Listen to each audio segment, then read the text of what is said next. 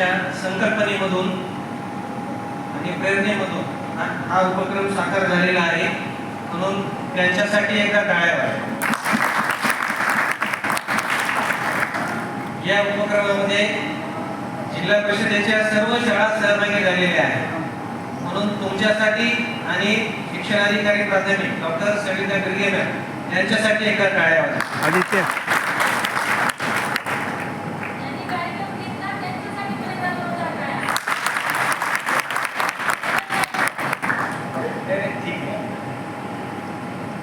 आपण आपल्या स्वतःचं कौतुक केलं पाहिजे, परंतु आपल्याला काम करण्यासाठी कुणीतरी मार्गदर्शन करणारा मार्गदर्शकही असतो. म्हणून आपल्या जिल्ह्याच्या सीओ मॅडम कर्नल मॅम यांना पर्यावरणाबद्दल खूप आस्था आहे.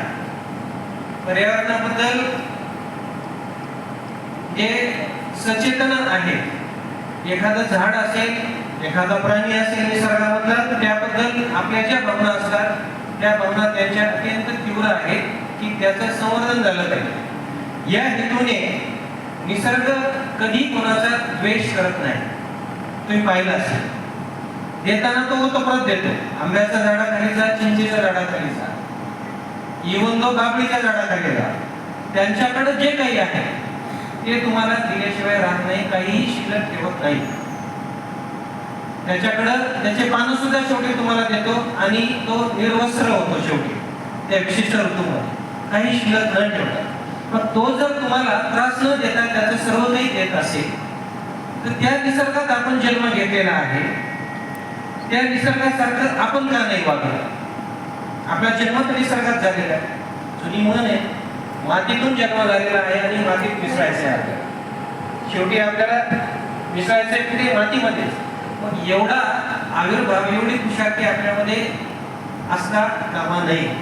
म्हणून त्या निसर्गाने आपल्याला शुद्ध हवा दिलेली आहे, ती फुकट. निसर्गाने आपल्याला पोटासाठी जे काही धान्य दिलेले आहे ते पण फुकट दिलेलं आहे. तो काही मोबदला घेत नाही. शेतकऱ्याकडून मोबदला घेतो का? माझी शेती तू वापरतो म्हणून काही टॅक्स घेतो का? तो शेती, जमीन, माती घेते का? नाही घेत. झाड लावल्यानंतर झाड टॅक्स घेतं का? मी तुम्हाला फळं देतो, फुलं देतो, भाजीपाला देतो म्हणून घेतं का ते टॅक्स तुमच्याकडे? नाही घेत. पिकवणारा शेतकरी त्याच्या पोटासाठी ते माल विकतो आणि त्याचा मोबदला घेतो. पण ज्या जमिनीत पिकवतो ती जमीन त्या शेतकऱ्याकडून काही घेते का? नाही घेत. ती प्रेमानं देते, ओतप्रोत देते. का हो? सरपंच महोदय आलेले ते शेतकरी पण आहे, घेते मोबदला? काहीच घेत नाही. उलट तुम्ही जेवढे मेहनत घ्याल, जेवढे कष्ट कराल तेवढी ती तुम्हाला देते. तिची जेवढी काळजी घ्याल तेवढी ती देते.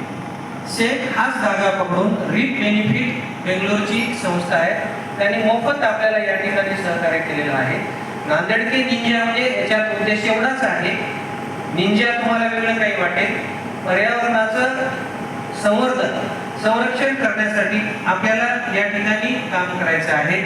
म्हणून आपण या ठिकाणी जे 6 महिने काम केलेलं आहे ते 6 महिन्याचा समारोपीय कार्यक्रम इथं आहे. सर्व विद्यार्थ्यांना प्रमाणपत्र दिलेले, काही विद्यार्थ्यांचे शिक्षकांचे राहिले असेल त्यांना पण देऊ. याच सभागृहामध्ये आपण 200 शिक्षकांना प्रशिक्षण दिलं, त्यापैकी आज इथं 30 शिक्षक हजर आहेत. 170 शिक्षक हे आपल्या माध्यमातून ते काम करणार आहेत आणि जिल्ह्यामध्ये आज 24,000 शिक्षक आहेत. ते 24,000 शिक्षकांचे तुम्ही या ठिकाणी निसर्ग दूत आहात. निसर्गाने जे दिलेलं आहे त्या निसर्गाशी समरूप होण्यासाठी, एकरूप होण्यासाठी तुम्हाला काम करायचं आहे. म्हणून इथं बसलेले माझे चिमुकले विद्यार्थी आणि तुम्ही शिक्षक बांधव, आलेले पालक, तुम्ही त्या गावासाठी, नागरिकांसाठी पालक म्हणून तुम्ही दूत आहात. आणि आमचे विद्यार्थी, बालमित्र आणि शिक्षक हे निश्चितपणे आपलं गाव पर्यावरण शुद्ध करतील. आपल्या रस्त्याने जात असताना कोणत्याही रस्त्यावर ब्रेकर असतात किंवा पांढरे पट्टे मारलेले काही पट्टे असतात पांढऱ्या रंगाचे, ज्याला आपण काय म्हणतो? Zebra crossing. Very good, zebra crossing.